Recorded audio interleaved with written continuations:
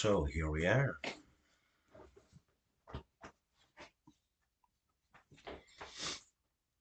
And just check that. Okay. Sorry, just double checking.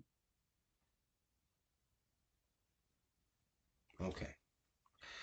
Take that out of my ear. Greetings and salutations, ladies and gentlemen, and welcome once again to the Storyteller's Corner. I'm your host, Joshua T. Calkins Trilogy, also known as Barnasidius. As indicated from the title of today's live stream and what will later be presented as a YouTube upload, yes, I'm actually going to be uploading this presentation separately over onto YouTube later on. Why? Because I suspect that what I'm going to be presenting in today's conversation, or lecture, as it were, is material and information or a perspective that for the crowd here on Rumble watching live or watching later on the Rumble channel will be much akin to preaching to the choir. A lot of folks on Rumble will probably hear what I have to say here today and think, well, no duh, no shit, Sherlock, we already knew this.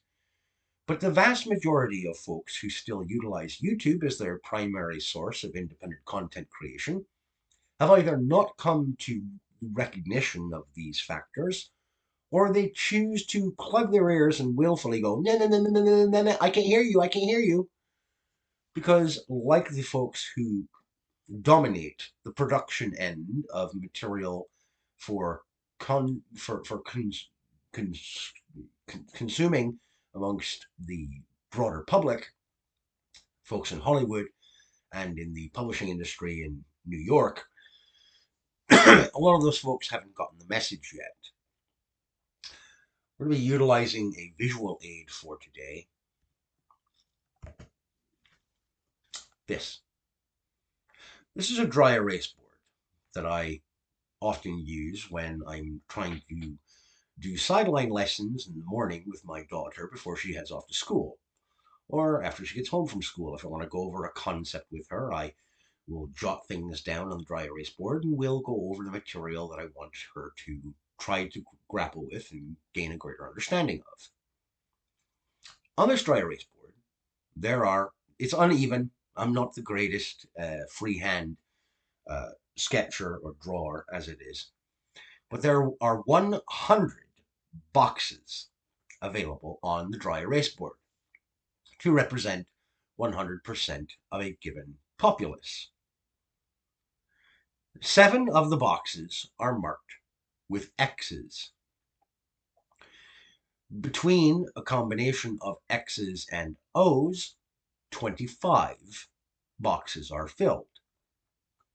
Between X's, O's, and single diagonal slash marks or hash marks, 60 of the 100 boxes are filled.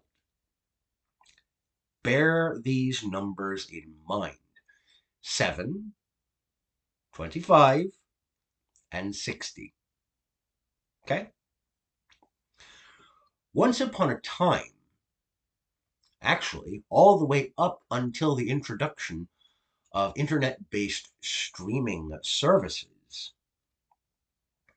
if you wanted a program on television or a film at theaters to succeed in terms of its marketability and its appeal to a broad general audience public, until such time as internet availability became broad-based and everyone had many more options because of streaming services or things like YouTube and Rumble here now today, in order for a show or movie or a comic book or a book to have viability, it had to have tolerance and support from the public of at least 60% of the potential audience. Now, that doesn't mean they all had to watch or they all had to go buy tickets to this movie. It just had to be given the okay, and people had to generally say, you know what, oh, it's fine. We don't hate it. We're not going to lampoon it. We're not going to completely browbeat it or critically assail it. You needed about 60% for advertisers or production companies to greenlight your project and say, okay, let's go ahead and make this film. In terms of television shows, if a show wanted to get renewed, advertisers had to be willing to look at the Nielsen ratings and say, all right, you've got a little over half of the country willing to at least occasionally tune into this program and be exposed to the advertisements for our clients, for our products. You've reached the bare minimum of just over 50%. We will greenlight and continue to produce and support the production of this show, this film, this comic book series, what have you. Now, the 7X's. Where did I come up with 7X's? Across various polls, including from Pew Research, from the Department of the Census, from Huffington Post, from New York Times, from the Daily Beast, from the Washington Post, numerous sources that all interview and question American adults between the ages of 18 to 55, also known in marketing and advertising as the key demographic, meaning these are the folks who control most of the available liquid dollars exchanged in the marketplace. These are the folks who have economic capital control over what does and does not get purchased amongst the broader public. 7%, and this is just the average, 7% of the key demo in the United States are members of the LGBTQIA plus 2 whatever community. Okay? Seven X's, 7%. Okay? 7 out of 100. This is not a huge demographic, but that doesn't mean they don't deserve their art. They very much do. Every human being deserves artistic products that at some point will connect with them on an intellectual, philosophical, or entertainment level. We all deserve to have the opportunity to look at art, to ingest it either in the form of music, television, movies, books, comics, poetry, paintings, whatever. We all deserve to look at something or take in some form of art that we enjoy, that touches us on a fundamental, emotional, spiritual, psychological level. And at some point, yes, it would be great to look at this piece of media and see a character who you personally identify with on numerous levels. Right? There's no saying that these 7X's don't matter. They do, because they are human beings as well. All right? Every box up here, represents a human being amongst the public in the viewing demographic. Now, because of its massive cultural success, back when it first came on air in 1998, there's a television show known as Will and Grace. It ran for approximately 8 seasons during its original run. It received innumerable Emmy Awards, many of them much deserved. I remember watching this show. I remember thinking it was actually relatively well written, although I can't stand laugh tracks. But it was a well portrayed, well delivered, well performed show. It had a very human connection with all of its characters.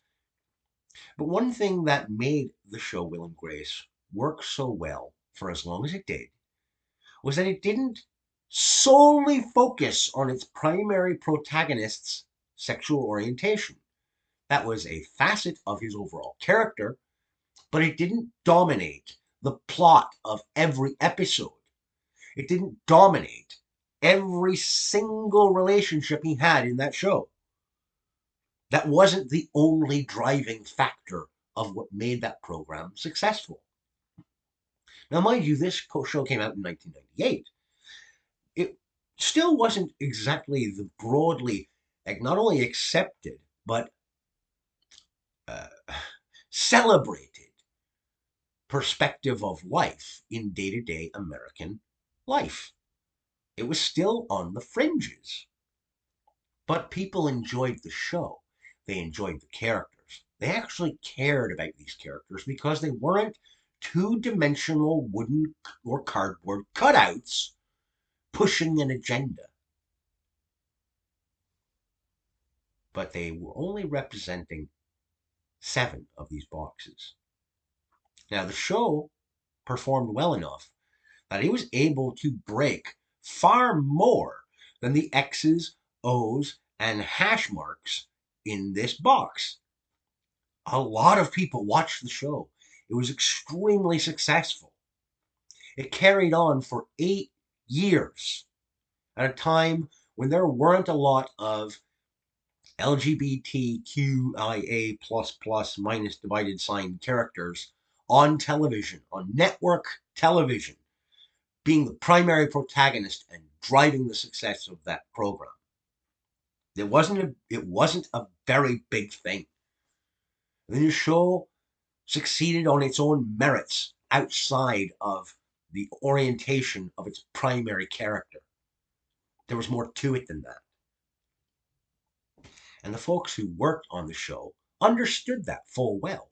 They crafted a quality narrative product, a quality piece of art that carried it forward for 8 years. Now, yes, it has since seen a revival and gotten a few additional short run seasons. I'm not counting those right now because that pickup came along in 2017 at a point where, yeah, this sort of thing saturates the market at this juncture. All right. Now, with the introduction of streaming and a large host of options for viewers to watch television or television-like programming, it no longer became necessary for advertisers to promote a show and demand that it saturate 60% or more of the market for tolerance, acceptance, or viewing. They had to lower the threshold because now there were so many options available that what could be used as a measure of success was it was split now because there were so many options. So now, for a program to maintain viability, it only needs the X's and O's or greater. 25% of market share in the key demo has to consistently watch or promote or endorse or at least tolerate the product in order for advertisers or subscription services to say, okay, the show is doing well enough, we'll continue to greenlight it, we'll continue to produce it, we'll keep it on air, we'll continue to make it available to our audience. The threshold was lowered from approximately 60% saturation to approximately 25% saturation. These numbers are not exact. I don't know every studio executive's mental math when it comes to these things, but this tends to be kind of a general guideline of where the thinking was at. Now, obviously, it's strange to hear any kind of marketing breakdown or analysis from a guy who is an independent author who doesn't have a great deal of book sales to his name and who is terrible at self-promotion. Absolutely bollocks. I suck at it, and I'm willing to cop to that. My failure to succeed commercially as an author is my own fault and no one else's. All right? I'm not good at promoting my own material. I'm absolute dog shite when it comes to pushing my own artistic productions, but I enjoy making them and sharing them with people. For me, that's good enough, by and large. But for the people who are in advertising and marketing, who are in television and film production, the folks who are continuously bringing us products that time and again utterly fall flat on their faces, and they turn around and ask, how did this fail so epically? Because you forgot to pay attention to statistics, to numbers. You forgot to follow where the actual people in this country who spend their money on their products, who spend their limited attention on what you present to them, if they don't watch it, you fail. Period. You cease to be relevant. People don't give a shit. If the only portion of this box that you're pandering your product to are the folks in those X boxes, and you ignore the other 93 of them, don't act surprised when your product flops on its face. We don't want the folks in these X's to go away. We don't necessarily hate them. We don't demand that they shuffle back off into the closet. Most of us are perfectly fine with them living their lives and trying to be happy. But when the demands of the people in those 7 boxes determine what every other box gets to watch, listen to, or read, there's going to be a segment of these blank boxes, the circle boxes, and the hash mark boxes who are going to say, fuck you, we've had enough. You can ask us, and you are fully, fully in your right place to say, hey, let us live and let live. Let us be who we are. Please. That's a demand that every human being gets to make. Let me be. Okay. That's not unreasonable. Give us some representation in the fields of arts proportionate to our actual saturation in reality. That's perfectly reasonable as well. Celebrate our way of being. I gotta throw the brakes on. All right? If the Dallas Cowboys win the Super Bowl next year, I'm not going to celebrate them or say cheers to you, good game to members of their fan base. They can all start a shotgun. All right? Well, not all of them. A couple of my coworkers are Cowboys fans, and we have a playful banter back and forth. As an Eagles fan, I grump at them, but it is what it is. It's playful banter by and large.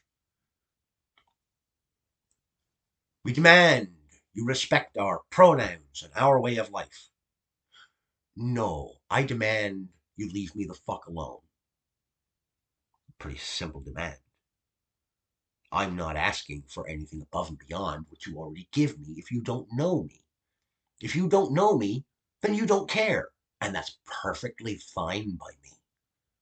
I'm not going to sit here and demand that anybody and everybody with 2 eyeballs in their skull and a few brain cells to knock together go out and buy one of my books and read it. All right? If you're a fan of fantasy or horror or some light science fiction, I can abjure thee and ask you to consider listening to one of my stories in an audiobook presentation here on Rumble or on BitChute, or I can ask you to go over to my Substack and read some of the passages that I've put up there. I can ask you and make overtures to suggest that perhaps you might enjoy some of the fantasy fare that you might find in my books available at barnesandnoble.com.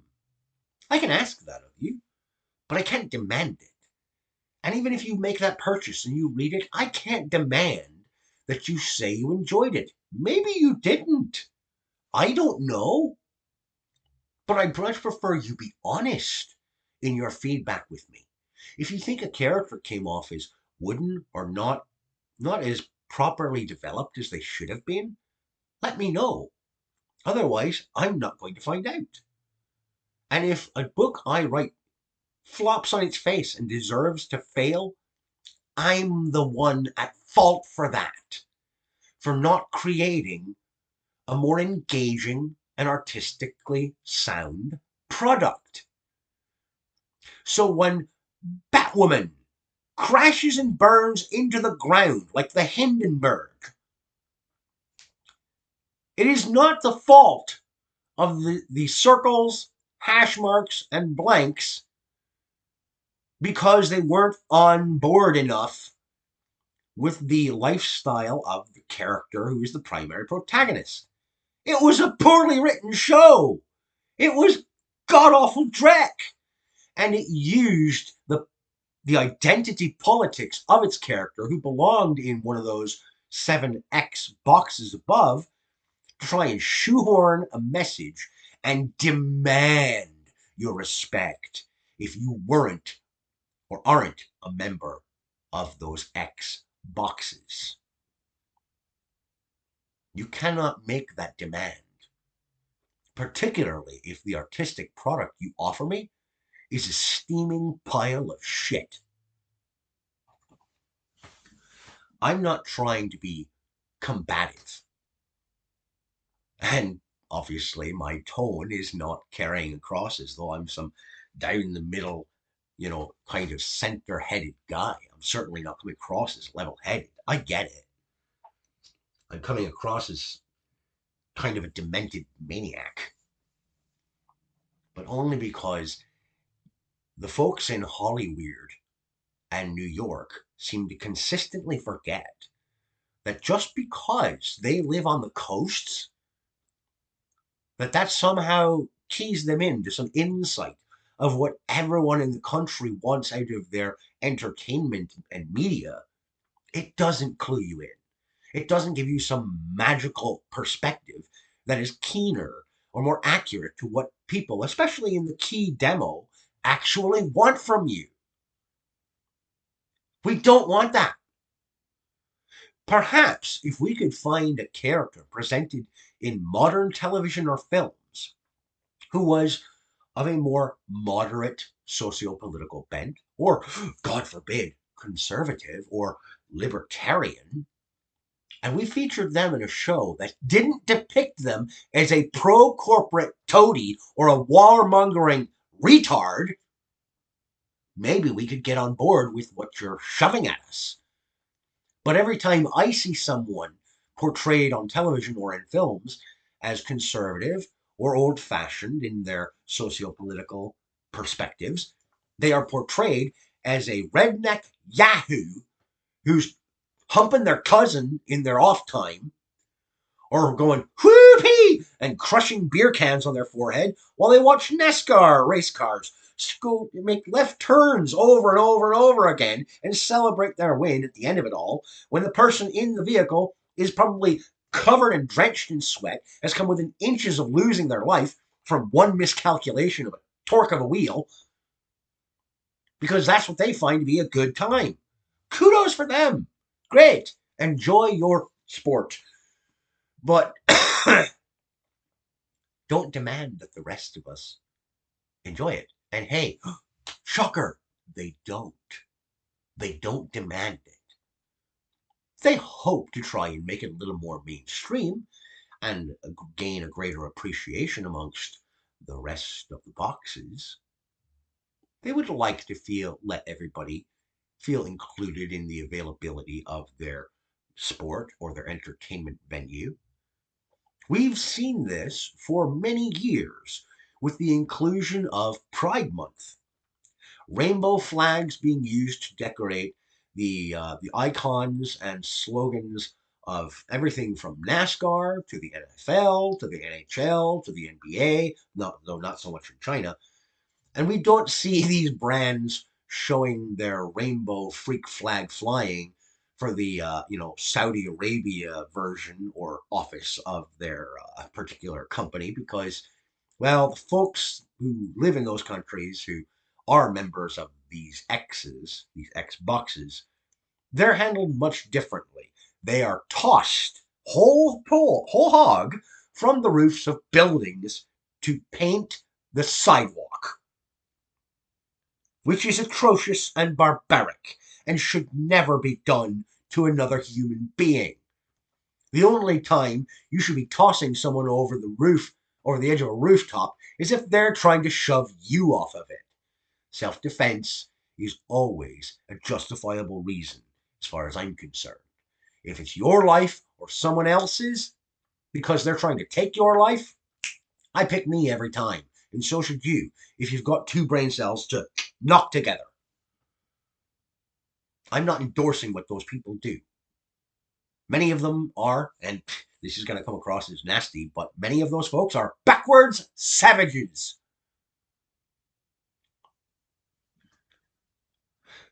For decades now, folks in these X boxes have told American Christians that they are knuckle-dragging troglodytes, and that their ways of life and their perspectives on the world in which they live are backwards and outdated and no good to anybody, that they should be forgotten and left in the dustbin of history.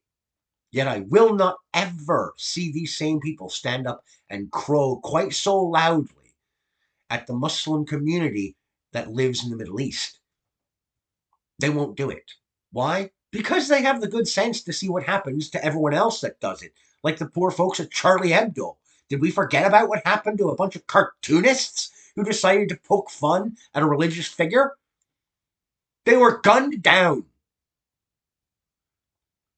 That's a sign, if you ask me, that your civilization, that your culture is not ready to join the rest of us in the modern day, is when you react to a religious figure in your faith being insulted, derided, or mocked. If your immediate response is to grab an automatic weapon or a machete and try to take the life of the person poking that fun, you're the monster here, not us. Not us who are poking fun. There are no sacred cows. Unless you're in India. And that's a joke that's going to get me in trouble too. So I'm sure by this point, if the video is still up on YouTube, by the time it does get uploaded at the 32-minute mark, it will be a fucking miracle. Only by the intervention of a divine being would the video remain up past this point. Someone will invariably take it down. So, anyway, back to the reality of the numbers in the marketing. Again, it's not that Marvel movies or television shows should never include characters from the X boxes. All right? But the folks in the key demo, the folks who actually spend the money to purchase tickets to your movies, who purchase subscriptions to your streaming services, who purchase DVDs and Blu-rays, yes, some of us do still exist. I prefer to have my media in a physical format, thank you. That's why even as much as I read, I still prefer having a physical copy of the books that I indulge in and that I really want to have a hard copy of that I can constantly refer to. I much prefer to have it in physical format so that I can consistently and repeatedly go back to and refer to it and read it at my leisure without worrying if the Kindle is charged or if it somehow got bricked because one of my kids got a hold of it and threw it on the floor or over the balcony. I prefer my media to be in physical format so that it's reliable, it's dependable, it's right there. I don't have to plug it in order to access it. But what we are saying to folks like the folks at Marvel/Disney, and you want to talk about a people represented by a creature with great big ears, listen up, Mickey. Because clearly you've not been paying attention. It is not that we despise or ignore or want to have it hidden from us that the folks in these X boxes exist. We know they do. And especially here in America, overall, we're pretty much on board with, yeah, you deserve fair and equal treatment to those of us who are not in those X's, that are not in those boxes. You deserve a fair shake, same as anyone else. Just the same as anyone else. We've long since passed that line. And good for us. It's a mark of civilization that we no longer look to people in those X's with immediate disdain. Now, sure, there are people who do. There are people who are so so deeply wrapped up in their cultural practices or religious practices and faith that they can't step outside of the boundaries of that faith or of that culture to accept that these people are people too, and they deserve to be happy. They deserve art that they can enjoy and that will occasionally and proportionately represent them. There are people who cannot bring themselves even to that level. And they may represent 4 or 5 of these blank boxes at this point in time. They may only represent 1 or 2. I don't know. Because who's going to honestly answer that question to a pollster? Not much of anybody. But we know they exist. Spiteful, hateful people who would go out of their way to make life miserable for the folks in these X boxes at any and every given turn. It's not fair of them. It's not decent. It's not right. But likewise, it's not right for the folks in those X boxes to demand that the rest of us not only promote who and what they are, but to celebrate it? No. You don't get to demand or control what comes out of my mouth or what I write. The only thing you can demand out of me is that I try to give you a fair shake. And I'm more than happy to do that, to give you that opportunity. Okay? To the folks in Hollywood and New York, the Big Apple, Big Crapple these days, though not as much of a crapple as, San Francisco. The folks in New York, you don't yet have your own human poop department. You need to pay attention to this. I hold no post-secondary education whatsoever. But I can tell you, hands down, that a big part of the reason why so many of your movies and your shows are crashing and burning into the ground is because you've forgotten the basic formula. Advertisers, they don't care about these things. What they care about is getting their clients' products, their adverts, in as many eyeballs as possible to encourage people to purchase their goods and services. But if you disgust or alienate and browbeat and lecture everybody who is not in one of these X boxes to the point where they say, fuck you, I'm out. I'm canceling the subscription service. I'm not buying the tickets. I'm not tuning into that show because they're going to spend at least 40 to 50% of the program lecturing me or satirizing me and the people who I belong to a group of, to the point where they say, I'm out. I'm not indulging in it. It doesn't connect to me in any way, shape, or form. And the only ways it does connect to me is in an insulting and derogatory manner. If you haven't figured out that that's why your product is dying, then it deserves to die, and your production company or your studio deserves to die too. That's what happens. That's what happens in a market that you're trying to corner. if you don't remember to appeal to people in the circles, in the hash marks, in the blank boxes, if you're only appealing to the people in the X boxes, unless the people in those X boxes command enough resources to make up for the absence of anybody else paying for your products or watching those advertisements, unless they hold that much power in the marketplace, you're dead in the water. I shouldn't have to tell you this. I'm a moron. Okay? This should just be remembering your history, remembering how television and films and publishing work. If nobody's buying your product, it dies. Doesn't matter how good it is or how well constructed it is. You want proof of that? Look at Firefly. All right? That was a killer show. I loved it. But not enough people tuned in. They weren't interested. So the show was canceled because Fox couldn't justify continuing its production. It was too costly. They couldn't get enough advertisers on board because the advertisers looked at the ratings and said, guys, there's not enough support for us to keep throwing our money behind it. It's not going to pick up and continue from here. We're sorry, we have to now end the program. And so it ended.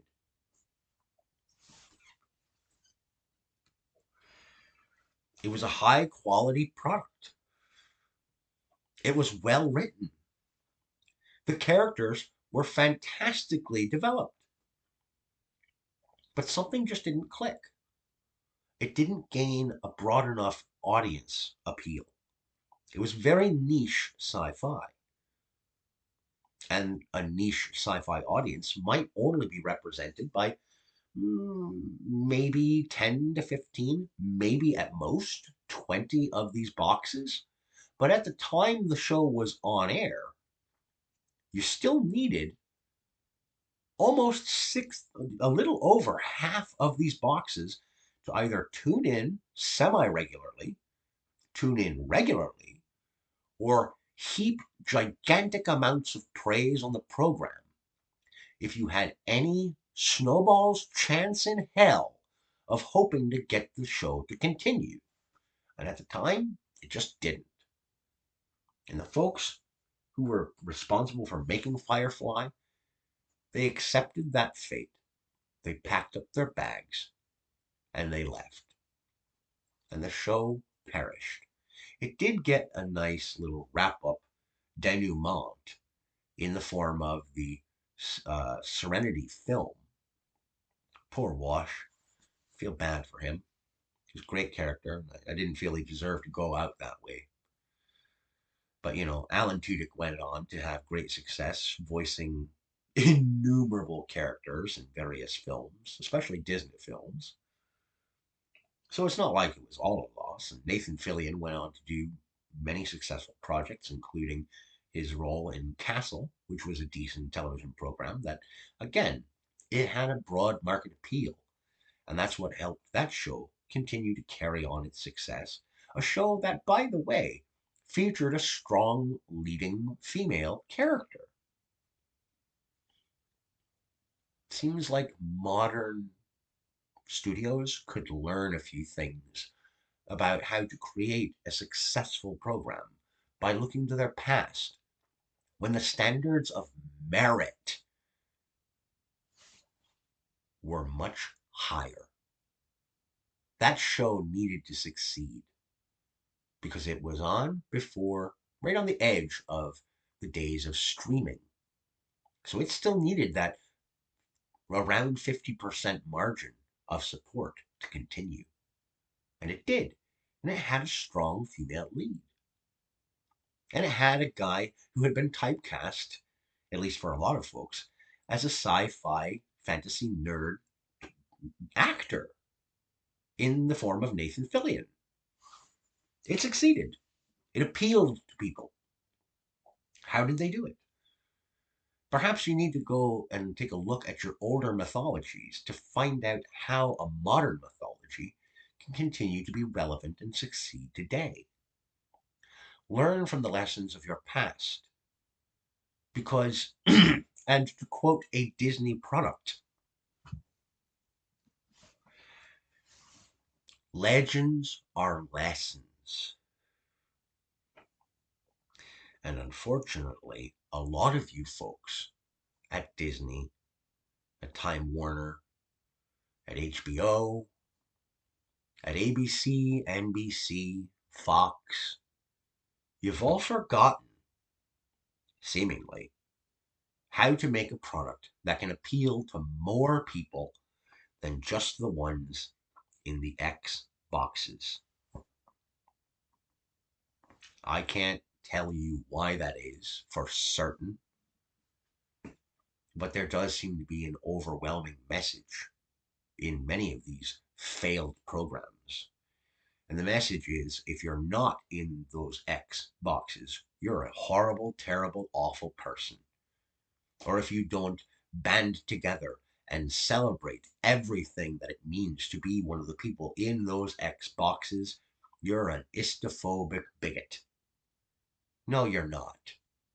You're just not going to sit there and lie about who you are when you are one of the circles, hash marks, or empty boxes.